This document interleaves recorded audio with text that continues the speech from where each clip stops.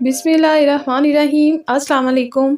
अंगूर खून की कमी को पूरा करता है, सख्त ज़ुकाम में आराम देता है, फेफड़ों से बलगम का इखराज करता है, मसाने की बीमारी में फ़ायदा देता है।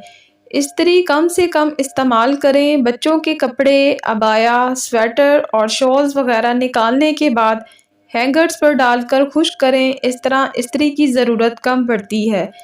1 चम्मच तुखम मलंगा दूध में डालकर 10 मिनट एंटी क्लॉकवाइज घुमाएं और फिर घूंट-घूंट करके पी लें। ये टाइफाइड और दिल के मरीजों के लिए और मैदे के अल्सर के लिए बेहद मुफीद है।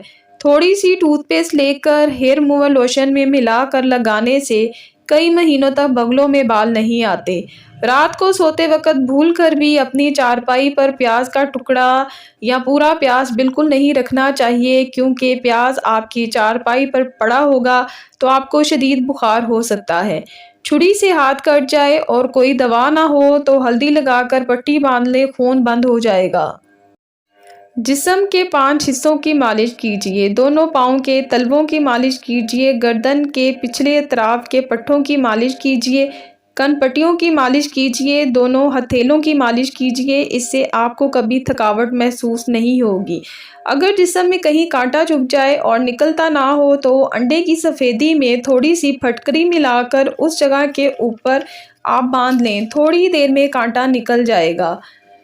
पैर धोने के बाद नींबू के 2 टुकड़े कर लें और नींबू के टुकड़ों पर जौ का आटा लगाकर पैरों का मसाज करें। इससे नींबू का रस पैरों में जज्ब हो जाएगा।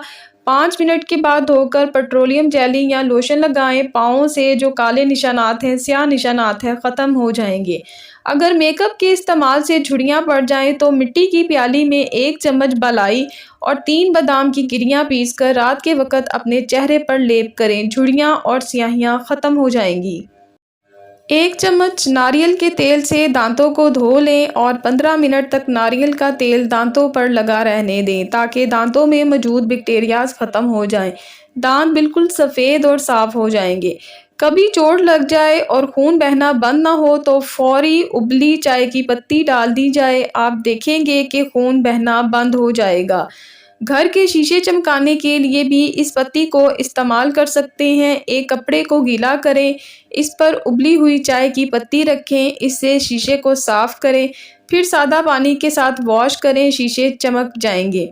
प्याज का रस और नारियल का तेल हम वज़न लेकर नीम गरम करके हफ्ते में 2 बार बालों में लगाएं। इससे आपके बाल सीधे, लंबे और घने रहेंगे। नहाने के दौरान पानी में 1 चम्मच नमक, 1 चम्मच नींबू का रस मिलाएं तो सारी थकावट दूर हो जाएगी। अगर नहाते हुए कान में पानी चला जाए तो प्याज के अरक के 2-4 बूंदें कान में डाल दें तो इससे वो दूर हो जाएगा। अर्के गुलाब को नहाने के बाद पानी में शामिल करना बदबू को दूर करता है। चूल्हे की सफाई के लिए चूल्हे पर पहले बेकिंग सोडा छिड़कें, फिर इसके ऊपर थोड़ा सा सफ़ेद सिरका डालें और 10 मिनट के लिए छोड़ दें। बाद में इसको साफ़ कर लें। चूल्हे की सारी गंदगी साफ़ हो जाएगी।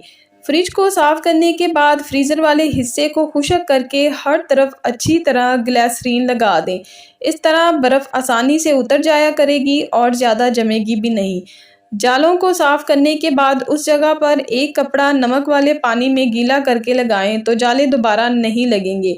अगर आपको वीडियो अच्छी लगी है तो आपने इस वीडियो को लाइक करना है, शेयर करना है और इस तरह की अच्छी मालूमाती वीडियो के लिए आप हमारे चैनल को सब्सक्राइब कर लीजिएगा। शुक्रिया, जज़ाकल्लाह।